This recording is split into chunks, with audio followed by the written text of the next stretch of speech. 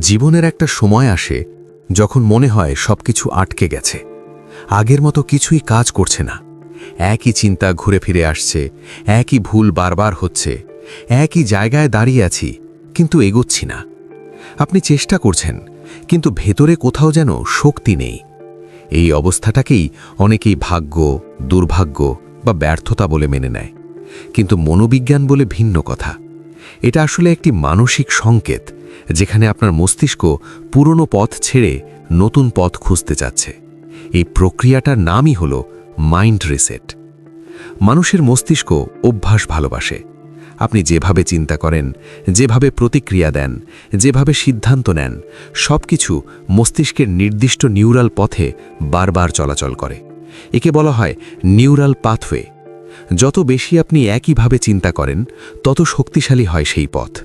কিন্তু সমস্যা শুরু হয় তখনই যখন এই পুরনো পথ আর আপনাকে এগিয়ে নিতে পারে না। তখন মস্তিষ্ক ক্লান্ত হয়, বিভ্রান্ত হয় এবং আপনি মানসিকভাবে আটকে যান। এই আটকে যাওয়ার অনুভূতিটা আসলে ব্যর্থতা নয়, এটা একটি সংকেত। আপনার মস্তিষ্ক বলছে পুরনো পদ্ধতিতে আর কাজ হবে না।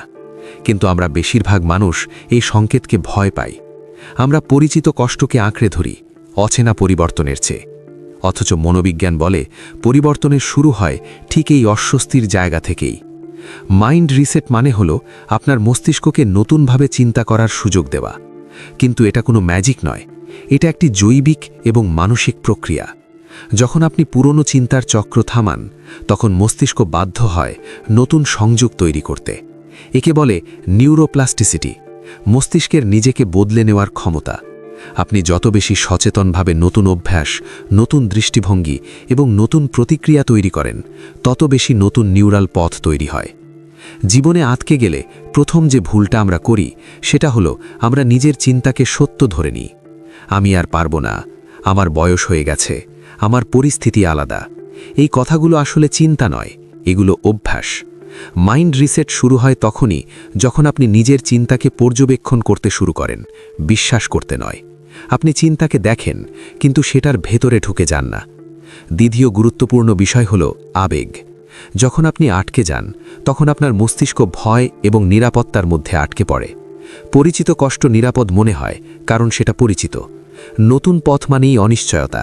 কিন্তু মস্তিষ্কের নতুন পথ তৈরি হয় তখনই যখন আপনি অল্প অল্প করে এই অনিশ্চয়তাকে সহ্য করতে শেখেন।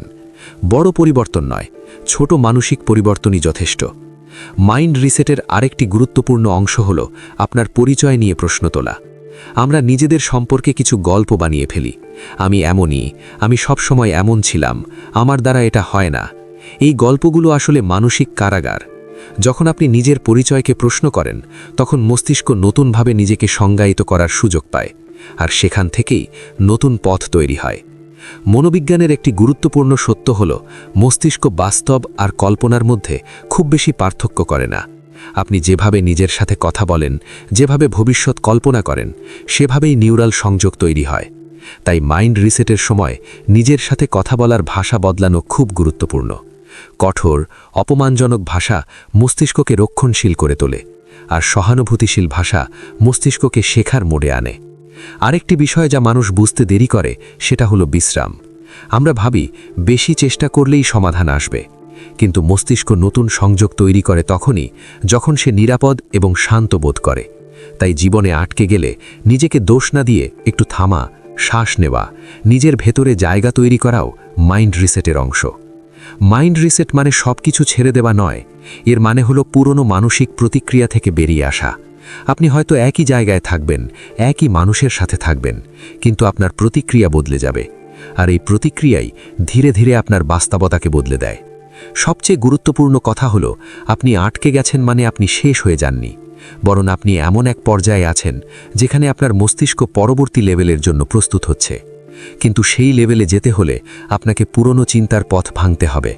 নতুন পথ প্রথমে দুর্বল হবে, অস্বস্তিকর হবে, কিন্তু সময়ের সাথে সেটাই আপনার প্রধান রাস্তা হয়ে উঠবে। আপনি যদি আজ নিজেকে একটু আলাদা করে পর্যবেক্ষণ করেন, নিজের চিন্তা, আবেগ আর অভ্যাসকে প্রশ্ন করেন, তাহলেই মাইন্ড রিসেট শুরু হয়ে গেছে। জীবন বদলাতে সবসময় বাইরের কিছু দরকার হয় না, অনেক সময় ভেতরের একটি মানসিক পরিবর্তনই যথেষ্ট। যদি এই ভিডিওটি আপনাকে নিজের জীবন এবং মস্তিষ্ককে নতুনভাবে বুঝতে সাহায্য করে তাহলে এখনই সাবস্ক্রাইব করুন মনোবিজ্ঞান সাইকোলজি চ্যানেলটি।